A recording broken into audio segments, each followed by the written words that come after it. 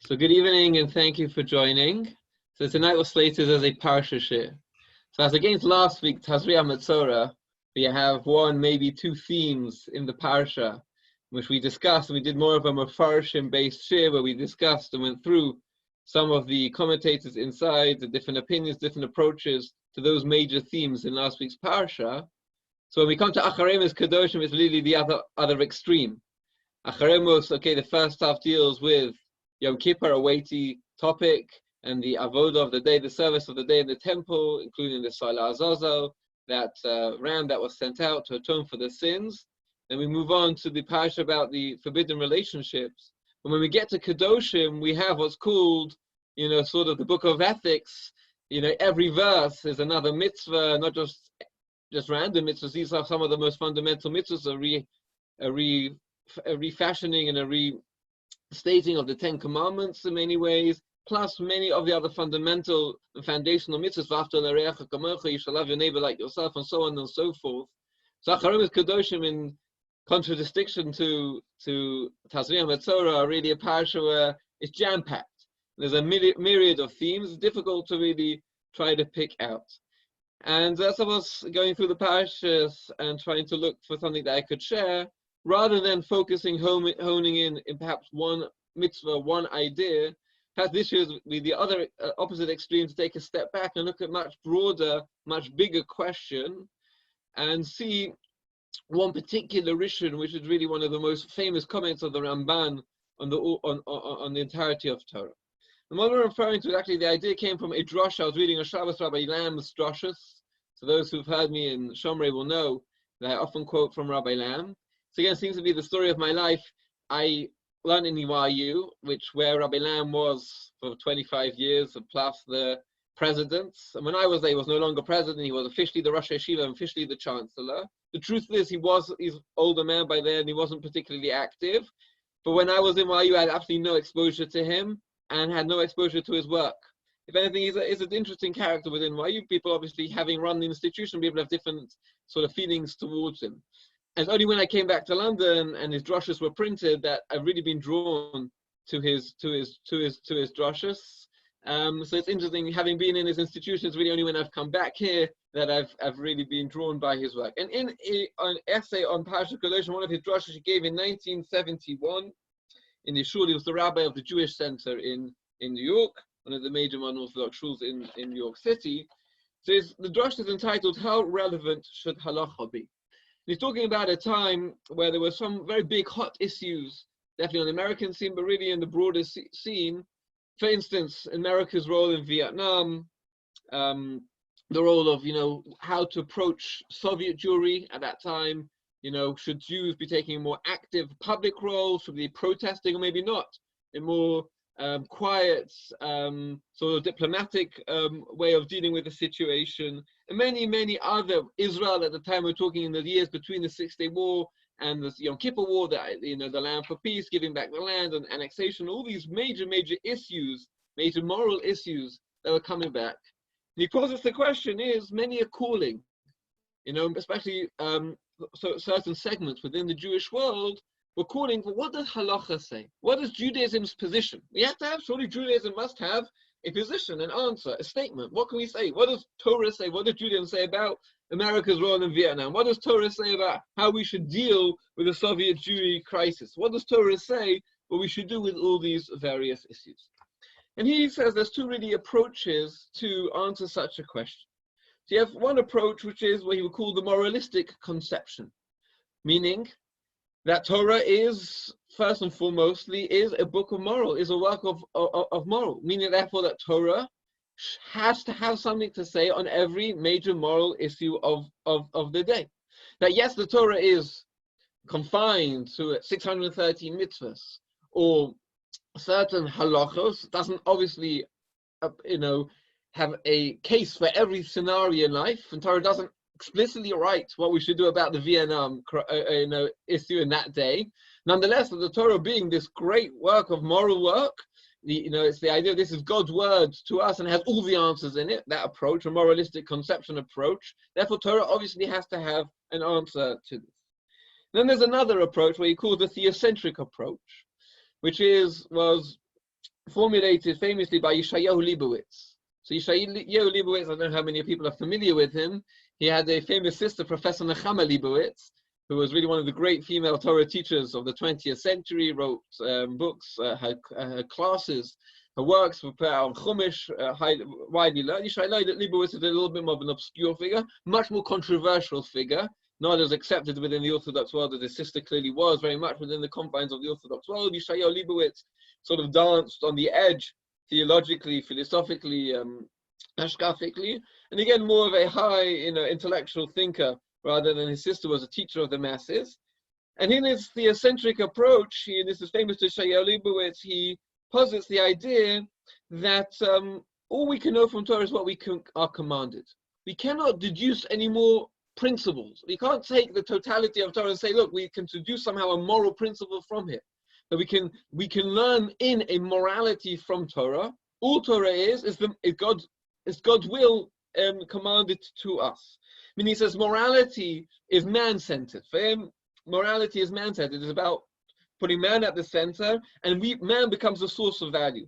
In religion, he believes, no, it's God at the center. And that all we can know is what God wants, and we can't necessarily deduce and extend from there to answer moral questions which go beyond what the Torah. It doesn't mean that Torah is immoral. He just says Torah is amoral.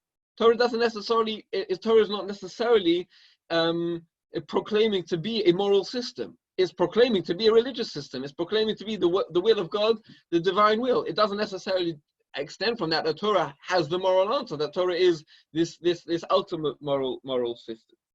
Rabbi Lam argues that Torah is neither. The Judaism is neither moralistic completely, meaning that has the answers to everything. It has to always have the answers to everything. And I'll share with you why he thinks that.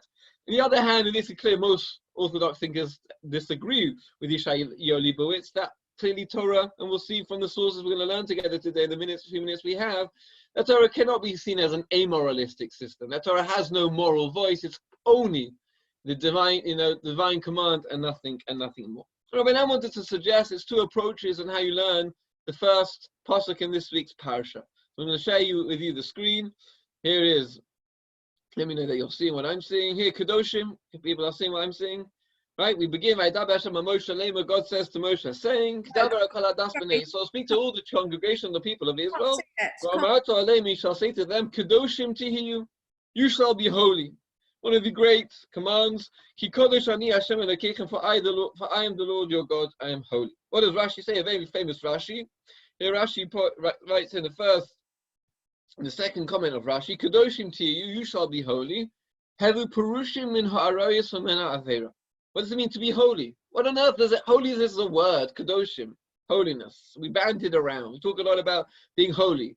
Religion, ultimately that's the aspiration. It's not just to be good, it's to be holy. It's something more than just being, moral. It's something to be more than that.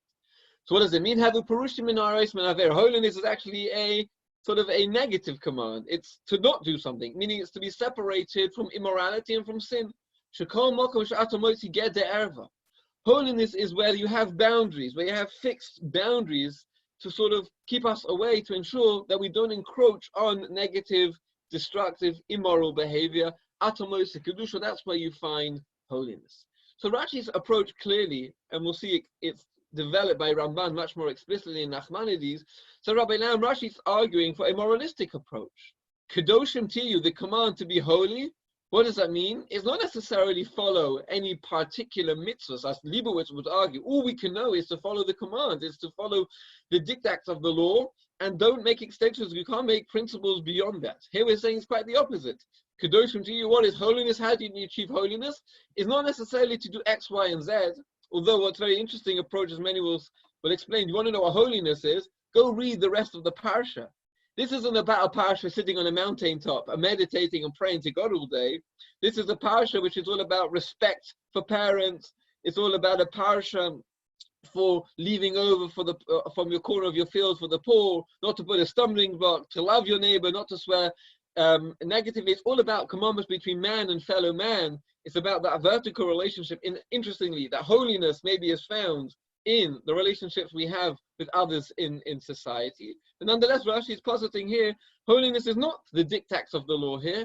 Holiness is somehow putting a boundary, setting up a fence. It's somehow going beyond the law. It's somehow a striving and yearning for something which is beyond the letter of the law, and ensuring that even the letter of the law is well kept by putting a boundary, by putting a fence, by putting in mechanisms and safeguards that you'll never come to encroach the law. So that's Kedoshim. It's definitely a moralistic type of approach.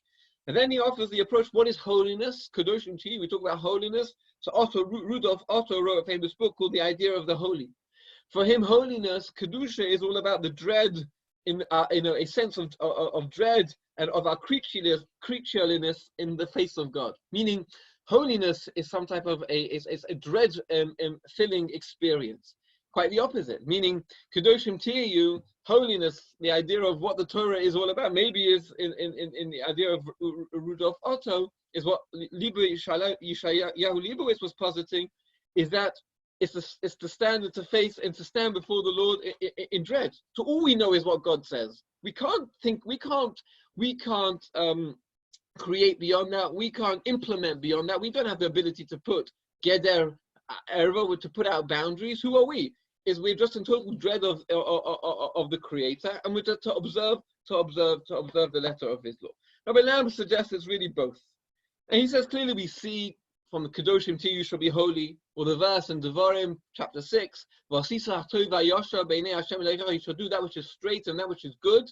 Meaning, again, not prescribed clearly, somehow a call to go beyond, do that which is right and that which is good.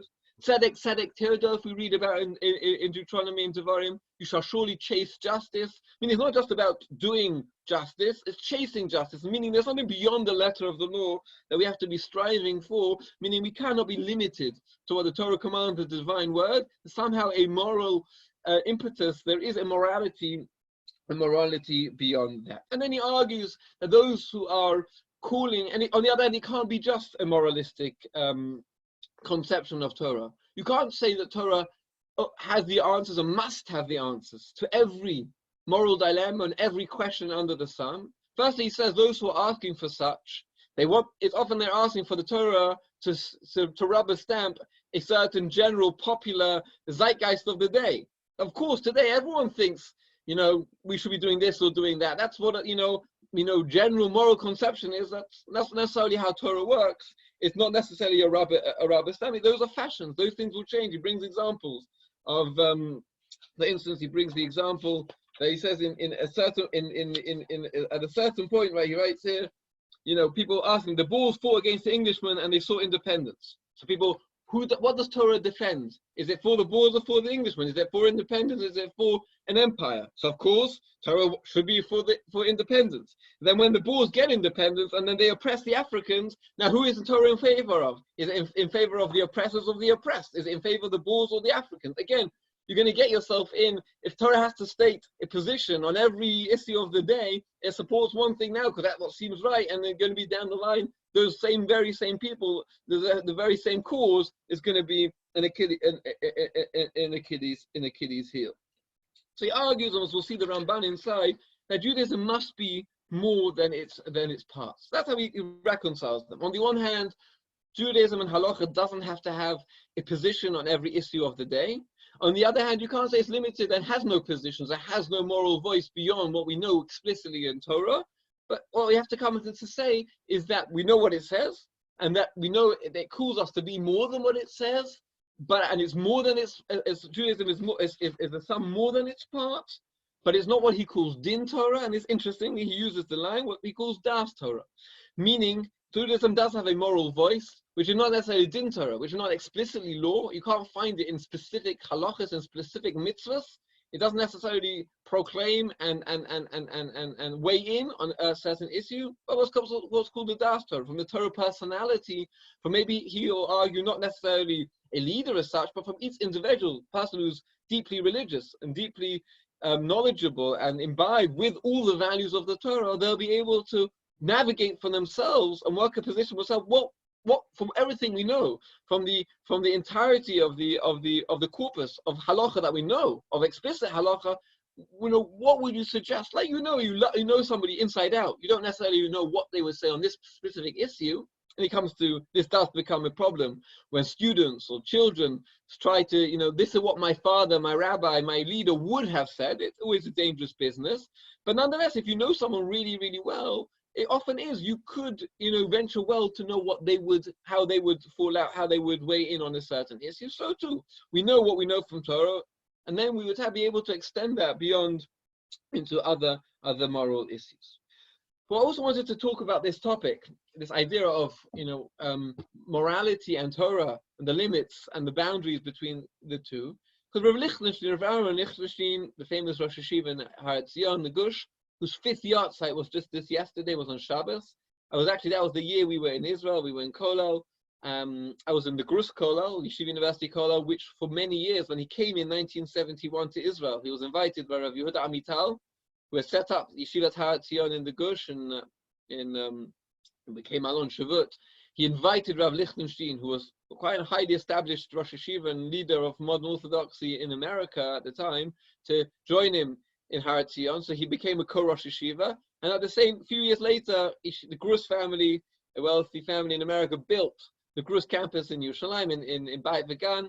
Was supposed to be a Israel home for Rosh Soloveitchik. The idea of Rosh Soloveitchik was going to go and spend a few months a year in Israel, teaching there, living there.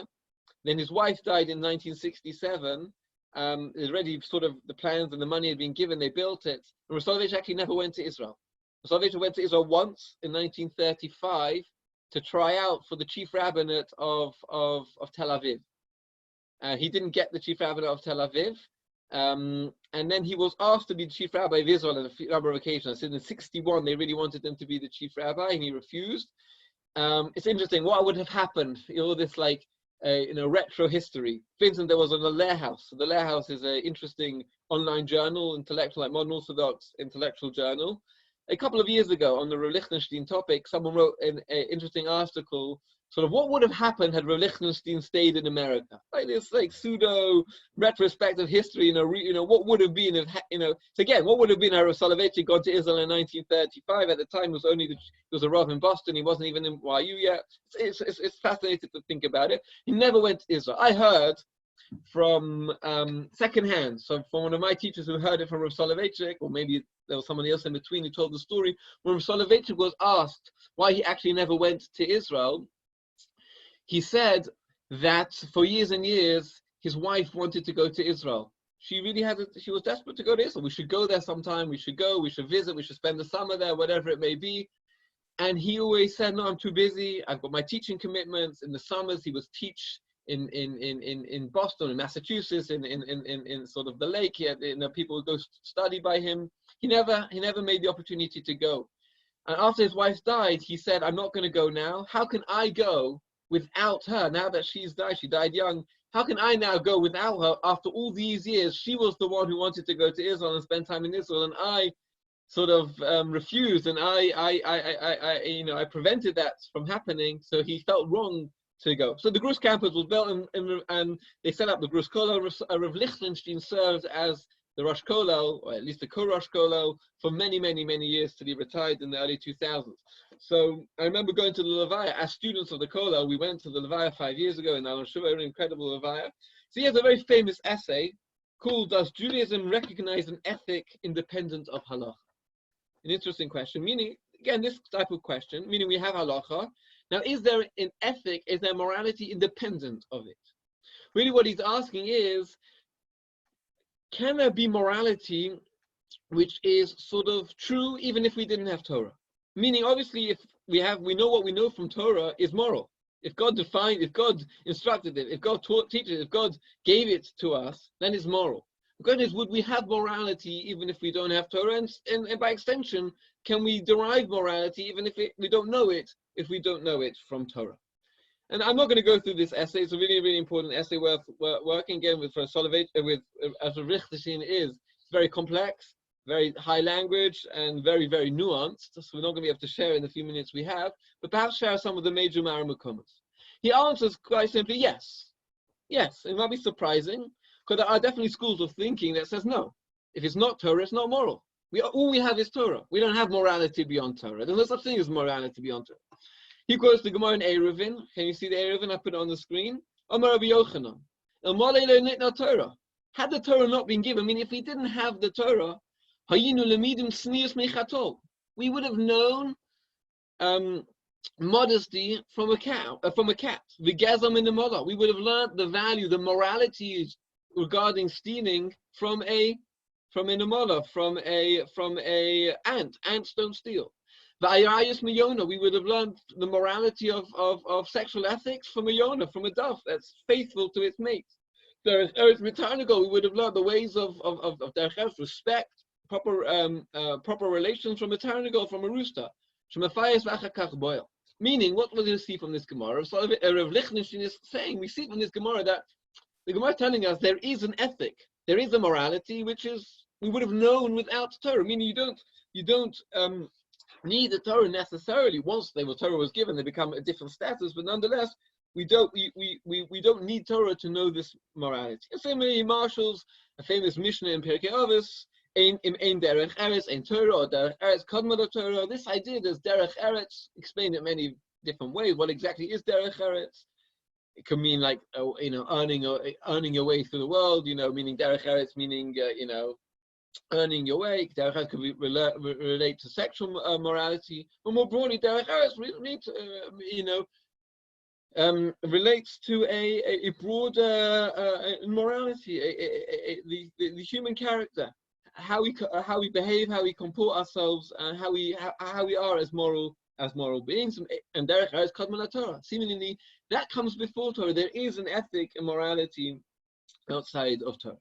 But now, but more beyond that, let's learn through a few sources together that definitely argue this case, that even within Torah itself, meaning what we just saw, those two sources, is that on a very simple level, there is moral values, there is a morality, and there is an ethic known, not derived from Torah itself.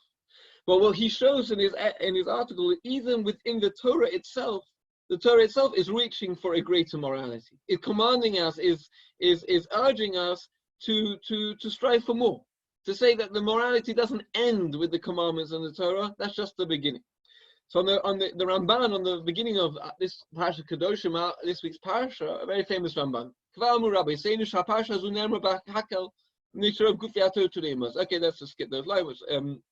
Let's go to here. Kedoshim to you where the cursor is. You shall be holy.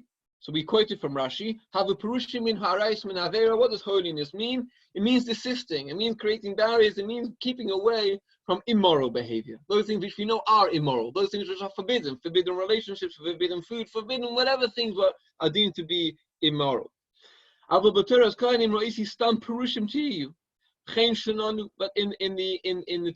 which is a medrash, Rashi is quite specific. Rashi says Kedusha, holiness, is really within the sexual realm. One gains holiness by being a sexually moral person. But the Ramban is saying it's more than that. It's Stam Perushim. It's to be Porush. Now Perushim, there was a whole sect of Jews in the end of the Second Temple were called the Perushim. The Essenes, meaning Perushim means those who sort of are the word Porush means to be detached from, to desist from. Stam Perushim meaning says holiness not just within the sexual ethic, but in all areas of life. Those who are able to desist, those who are able to detach from certain worldly activities, from certain base urges and base physical behavior, that is where you get holiness. This Kedoshim, that's God is in charging us. Just as I'm holy, you should also be holy. That's what the idea that holiness is a synonym for porush, for being detached. So too you should be detached. And how does he explain it? He explains it like this. He explains, right here. That basically, you might say balataiva, where the cursor is. You have a balataiva, someone who is full of urges, full of filling their desires. Meaning a person can be Jewish, can be from, can keep halacha, can keep Torah, and then nonetheless be a very base, be a very animalistic type of human being. Meaning he can skirt his way around the prohibitions in the Torah. The Torah doesn't prohibit one consuming a huge amount of alcohol and a huge amount of meat. The Torah doesn't necessarily prohibit one from marrying a myriad of wives and having a very vibrant sexual life. Nonetheless, his famous line, you can become a novel birshus HaTorah, you become a base, disgusting, so to speak, person, birshus HaTorah, or with a hechsher, or with its kosher v'yosher, you're keeping the Torah to a T. But that's not what the Torah wants. Therefore, after the Torah delineated to you all those things which are technically forbidden, which are explicitly forbidden, therefore it goes beyond that. It tells you, even though things which are technically allowed, which the Torah doesn't legislate against, there's a morality. There's a level which transcends this, which you have to be reaching that surely as a religious person, as a godly, striving person, that you want to be beyond that, you want to be greater than this. There are things that are permitted technically, but the moral impulse surely means one should be greater than this. Similarly, in the Pasuk in Devarim, you shall do that which is good and that which is right in the eyes of God. Simply means you should do the mitzvahs. You should guard those statutes, those commandments that God has told you to do. But what does it mean? Rather, he explains it a little bit differently. What does it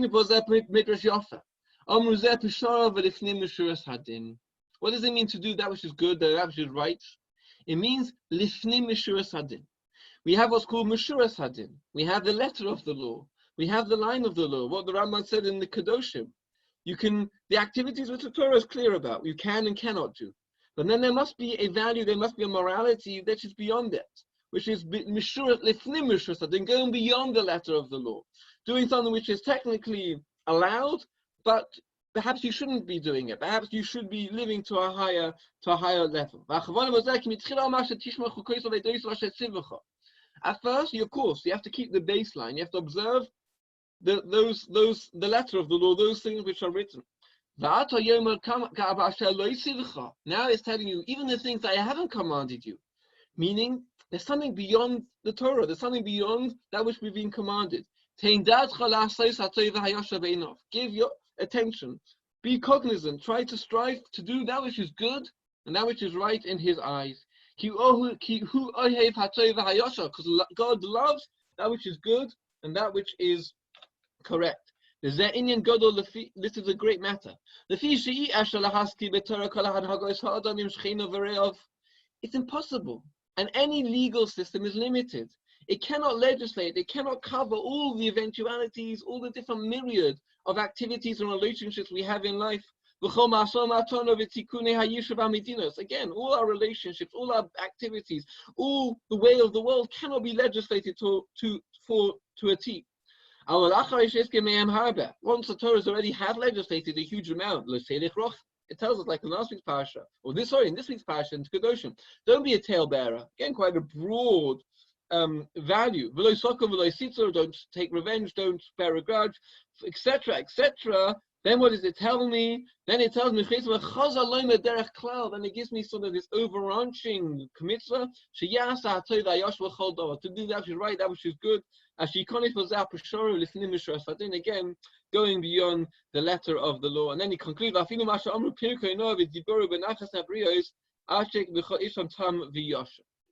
meaning what the Ramban is telling us here, clearly, is that there is something which is beyond the Torah. There is, as Lichtenstein argues, there is an ethic beyond halach. The Lichtenstein, towards the end of his essay, quotes this Magid Mishnah. So the Magid Mishnah is on the Rambam. So the Rambam has here, in the end of Hilchos Shchenim, the end of the laws of neighbors. So you want to sell your land. And two people come along. So two people are putting in offers to buy the land, but none of them are neighbors. None of them, their property borders your property.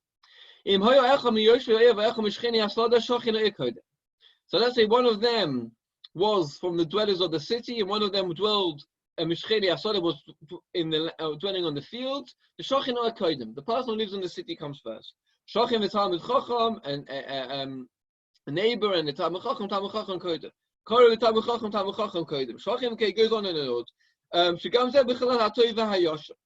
again, the Rambam saying the Torah doesn't necessarily legislate for this. We don't have a hierarchy in Torah. But he said this is all included in a Asisa Tova Hayosha, meaning you should do that which is right, that which is just, meaning you should sell the land to the person who may not have on a legal level a more of a greater claim, a greater right to the land, but it makes sense. You're giving them a better service, meaning you're doing them a greater service by selling it to them, but then selling it to the other land. This rule is called dinner de matzah, meaning that you should, if your neighbor, the person's field borders your field, and you will now want to sell this field, it makes sense to sell it to the person who has the neighboring field, because that makes his life much easier. Rather than having a field here, and he wants to expand his portfolio, expand his farming industry, he has to go ahead and buy a field 2 miles down the road, and that's going to increase his costs, the transportation, workers' costs, and everything. You don't have to sell him your field. You could sell it to somebody else, but the right thing to do, the moral thing, the ethical thing to do is to sell it to the neighbor whose field is next to you, because clearly you are doing him more of a service than selling it to a random. And that's what the Maggid Mishnah writes here. He writes here, this idea of selling it to the neighbor rather than selling it to someone else, that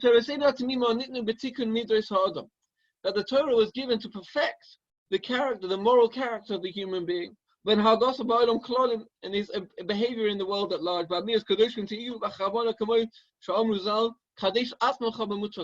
Even though technically it's allowed, no one's obligating you to do this, but rather kadesh asmacha. You achieve holiness by transcending the limits of the law, the letter of the law, by doing that which has a greater moral purpose. To act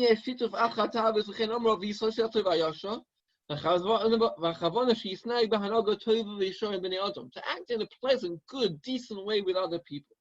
And again, the Torah couldn't command specifics. Again, because the Torah applies to all eras and all situations, and in every place, in every situation. And the Torah therefore had to legislate sort of give it a buffer to say, look, here's what we can legislate for, but clearly Torah applies to beyond this. And you're going to have to figure out, you're going to have to use your moral senses to work out, again, knowing the entirety of the Torah and obviously following people who are qualified to weigh in on these issues. But nonetheless, we have to sort of make a headway and work out, well, what the Torah, what is the right thing in a broader macro moralistic approach that the Torah will have, because it cannot legislate for each and every situation. So coming back again, we just scratched the surface on what is clearly a massive topic, born out from the very first pasuk in this week's Parsha of Kedoshim Tiyu, that famous Ramban of novel B'Shus HaTorah, but really Kedoshim Tiyu is a call to be greater than that, to go beyond that. And Rabbi Lam's approach of really the synthesis of the two. On the one hand, Torah is a moralistic work, is a moralistic enterprise. It does have what to say about every moral issue. On the other hand, it doesn't necessarily have to weigh in on every moral issue.